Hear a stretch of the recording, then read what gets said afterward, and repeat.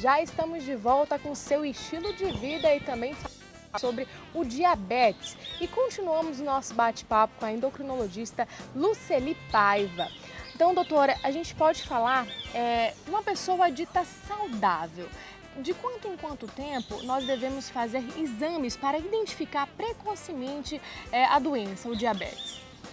Bom, pela Sociedade Brasileira de Diabetes, todo paciente que tenha 45 anos ou mais deve realizar a glicemia, que é a medida da glicose no sangue, uma vez anualmente.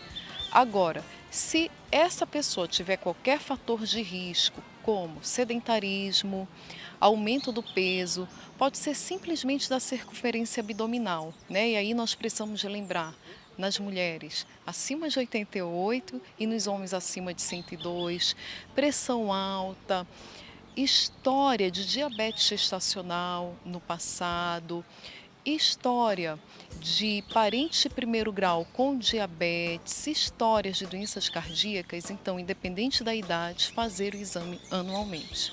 Isso é um alerta Isso para é um essas alerta, pessoas. sim. E lembrando para você de casa que você pode participar através do WhatsApp. É muito simples. Vamos interagir com a nossa produção. Mande as suas perguntas para o telefone 92, código de Manaus 8111 4512. Você pode mandar as suas perguntas que nós vamos responder aqui ao vivo. E agora a gente fala do tratamento dessa doença. Tem tratamento? Sim, tem tratamento. Então, o diabetes é uma doença crônica. Ainda não há cura para o diabetes, mas existe perfeito controle e o paciente pode ter uma qualidade de vida boa com o tratamento. E o diagnóstico do diabetes pode ser realizado através de alguns exames. A gente pode falar quais são eles? O principal é a medida do açúcar no sangue, é a glicemia. E ideal é ser feita em jejum de 8 horas. Agora a gente percebe que as pessoas que já têm um diagnóstico correto desta doença e já faz um certo tipo de tratamento conforme a sua necessidade, que elas fazem o controle da sua glicemia através de um aparelho. É verdade. De quanto em quanto tempo deve ser feito isso? Bom, e quantas vezes ao dia? Esse aparelho é o glicosímetro, né? Então, a partir de uma picada no dedo, esse paciente vai dosar o seu nível de açúcar no sangue e o recomendado é para os pacientes que fazem uso da insulina. Então, dependendo do tipo de insulina que esse paciente usa, no número de vezes que esse paciente usa, vai depender também a monitorização dele. Então, o mínimo vai ser antes das refeições, café, almoço e jantar, mas o ideal seria antes, 2 horas após as refeições e ao deitar. Né? Porque dependendo do nível de açúcar no sangue, pode variar a quantidade de insulina a ser usada e para evitar principalmente a hipoglicemia, que é a baixa do açúcar no sangue e que pode levar ao paciente perder os sentidos, por exemplo.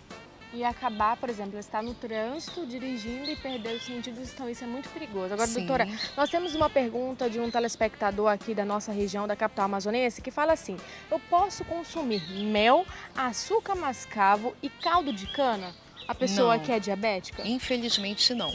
O mel, o açúcar mascavo e o caldo de cana possuem a sacarose, que é o mesmo açúcar do açúcar branco, né? A diferença para o açúcar branco do açúcar mascavo é que esse açúcar é refinado, passa por um processo químico, então por isso ele é branquinho, mas o açúcar é o mesmo. Então os adoçantes foram os açúcares desenvolvidos especialmente para os pacientes com diabetes e que hoje nós acabamos utilizando também em muitos pacientes que pretendem somente perder peso, né? Então isso é uma boa opção para as pessoas que querem perder peso, porém é melhor deixar de lado para as pessoas que têm diabetes. Tomar um pouquinho mais de cuidado. Agora, além do tratamento, a pessoa deve ter um cuidado especial, como nós falamos no início, também com a alimentação. Isso é muito importante. Fazer o que a gente costuma fazer, equilibrar as duas coisas. O tratamento com a alimentação ajuda sim no tratamento, com certeza. A alimentação é um tratamento do diabetes. Então, esse paciente precisa aprender a comer correto, né? Nunca tirar os carboidratos. Infelizmente, nós vemos alguns pacientes que passam a ser diabéticos e retiram todo o carboidrato. E aí, esses pacientes começam a ficar desnutridos, que é uma doença pior que o diabetes e mata também. Então, mesmo o paciente diabético, ele precisa na sua alimentação cerca de 50 a 60% de carboidrato, mas ele precisa saber utilizar que tipo de carboidrato.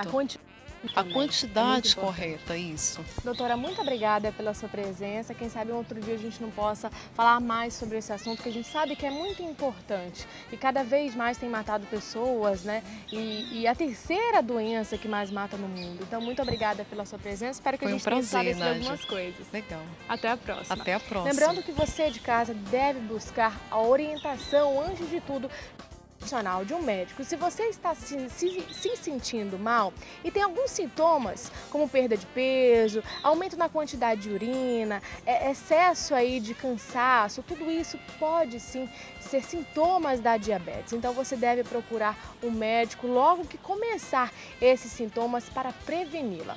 Lembrando também que você pode participar do nosso programa através do WhatsApp, interagir com a nossa produção. O telefone é 92 código de Manaus 8111 4512.